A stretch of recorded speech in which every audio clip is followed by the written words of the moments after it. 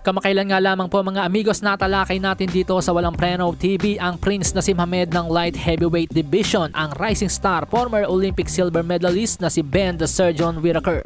Dahil lumilika na nga po ng ingay ngayon sa mundo ng boxing, ang charismatic fighter ng United Kingdom. Kinagigiliwan ng marami ang mga laban ni Ben Whittaker sapagkat bukod sa kilala na siya bilang Olympic medalist, kuhang-kuha pa niya ang galawan ng kanyang idol na si Prince Naseem Hamed. Tulad nga po ng mga ganitong atake.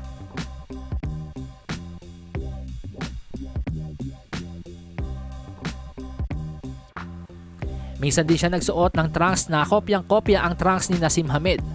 At para sa isang light heavyweight na may galawang Naseem Hamed, malaking problema ito sa kanyang dibisyon.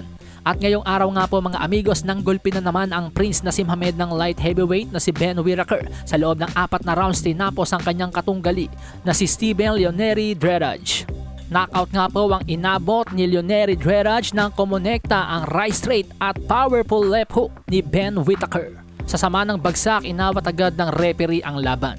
Kaya naman the winner by 4th round knockout and still undefeated, Ben the Surgeon Whittaker, na ngayon nga po ay nag-improve na ang kartada sa 5 wins, no losses, no draws with 4 knockouts.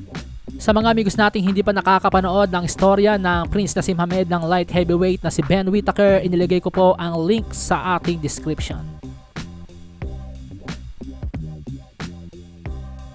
Sa iba pang balita mga amigos, matapos nga pong agawin ni former undisputed lightweight champion Devin the Dream Haney ang corona ni Regis Prograis kahapon, natural mega fight ang hinahanap ngayon ng team Devin Haney. At yun nga po syempre yung paikipagtuos kay Gervonta Davis.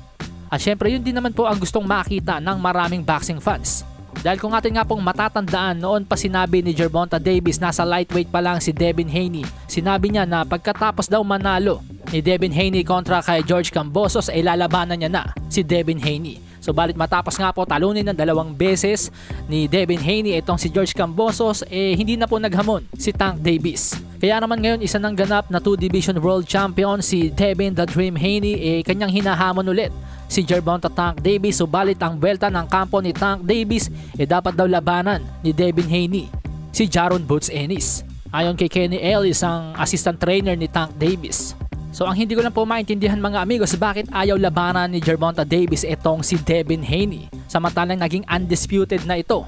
4 na belt sa lightweight division. Ngayon naman WBC Junior Welterweight Champion na si Devin Haney sa edad na 25 anyos. Samantalang si Tank Davis sa edad na 29 anyos, Mickey Mouse belt pa rin ang hawak-hawak. At lagi nga pong pinagyayabang ni Tank Davis na mas malaki ang kanyang pera, mas malaki ang binabayad sa kanya. Pero minsan na-real talk siya ni Devin Haney at sinabi sa kanya na total marami kang pera, di bumili ka na lang ng belt sa mga tindahan. Palasahin ang baraha, patunayan mo sa akin ha, sino man ang mabunot na kalaban.